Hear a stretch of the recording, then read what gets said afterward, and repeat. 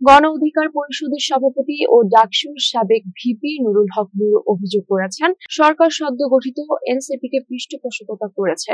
তিনি বলেন, সরকার নিরপেক্ষ না হলে নির্বাচনের আগে আরেকটি নিরপেক্ষ সরকার গঠনের প্রয়োজন হতে পারে। শুক্রবার কুমিল্লা টাউন হলে গণ অভ্যুত্থানের জন আকাঙ্ক্ষা ও রাষ্ট্র সংস্কার শীর্ষক সমাবেশ শেষে সাংবাদিকদের এসব কথা বলেন তিনি। তিনি আরো অভিযোগ করেন, কিছু জেলায় বৃক্ষমেলা ও স্কুল ক্লাস বন্ধ করে এনসিপির সমাবেশে লোক আনা হচ্ছে, যা পুরনো রাজনীতির চিত্র ফিরিয়ে আনছে।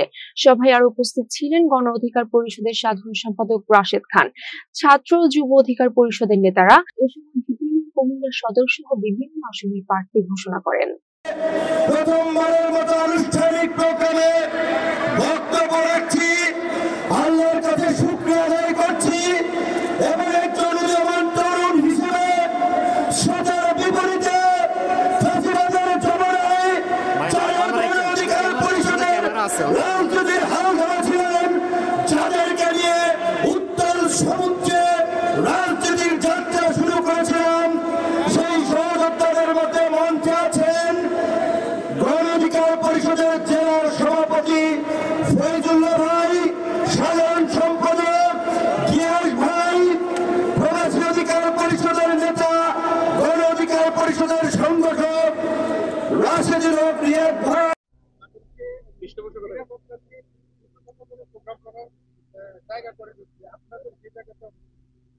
গত পরশুদিন আপনারা দেখেছেন যে সরকার 13টি রাজনৈতিক দলের সাথে বসেছিল, 13 দলের শীর্ষ প্রধানদের সাথে, সেখানে আমরাও ছিলাম। সেখানে আমরা পরিষ্কারভাবেই সব রাজনৈতিক দলই সরকারের এই পক্ষপাত দুষ্ট আচরণের তীব্র প্রতিবাদ জানিয়েছে এবং ডক্টর ইউনূস স্যারের প্রতি সম্মান দেখিয়েই তারা বলেছে আপনার সরকারের প্রতি আমরা এটা প্রত্যাশা করি না। কারণ পরশুদিনের আগে আপনারা দেখছেন 4টি দলকে নিয়ে মিটিং করেছে এবং গণমাধ্যমে এবং উপদেষ্টারা বলেছে 4টি প্রধান দলকে নিয়ে তারা বসেছেন। একটি দল যেখানে নিবন্ধনই নাই, সদ্য জন্ম লাভ করেছে, কতদূর যায়, কতদিন রাজনীতিতে টেকে, সেইটাই তো এখন পর্যন্ত জানা নাই।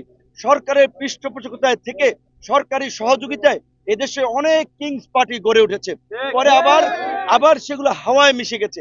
কাজী এই সরকার যে একটি দলকে, বিশেষ করে সদ্য জন্ম গ্রহণ করাই এনসিপি কে যে পৃষ্ঠপোষকতা করছে, সেটি শুধুমাত্র গণ অধিকার পরিষদ নয়, দেশের অধিকাংশ সচেতন রাজনৈতিক মহল এবং নাগরিকদের কিন্তু এটি মতামত যে সরকার একটি দলকে পৃষ্ঠপোষকতা করার মধ্যে দিয়ে তাদের একটি পক্ষপাত দুষ্ট আচরণকে জনগণের সামনে পরিষ্কার করছে। তাই আমরা বারবার সরকারকে সতর্ক করছি, সরকার যদি নিরপেক্ষ আচরণ করতে ব্যর্থ হয় তাহলে নির্বাচনের আগে নির্বাচনের জন্য কিন্তু একটি নিরপেক্ষ সরকারের প্রয়োজন হতে পারে এবং আমরা মনে করি এনসিপি সহ সকল দলের প্রতি সরকার সমান আচরণ করবে, সকলকে সমানভাবে দেখবে।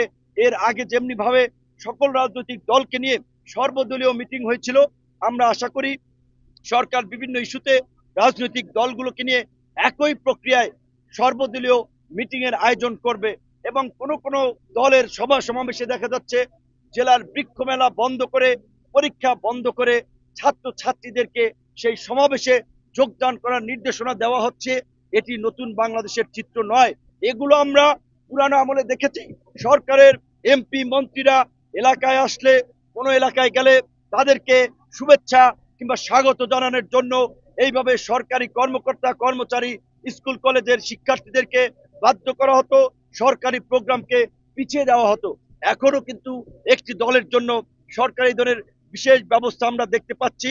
আমরা নিন্দা এবং প্রতিবাদ জানাই এবং রাজনৈতিক দল সমূহকে আমরা বলতে চাই, গণ অভ্যুত্থান পরবর্তী সময়ে গণ অভ্যুত্থানের অংশীজনদেরকে নিয়ে আমরা একটা ঐক্য এবং সংহতির মধ্যে দিয়ে নতুন বাংলাদেশ বিনির্মাণ করতে চাই, কোনো বিভাজন বিদ্বেষের মধ্যে দিয়ে নয়। ধন্যবাদ।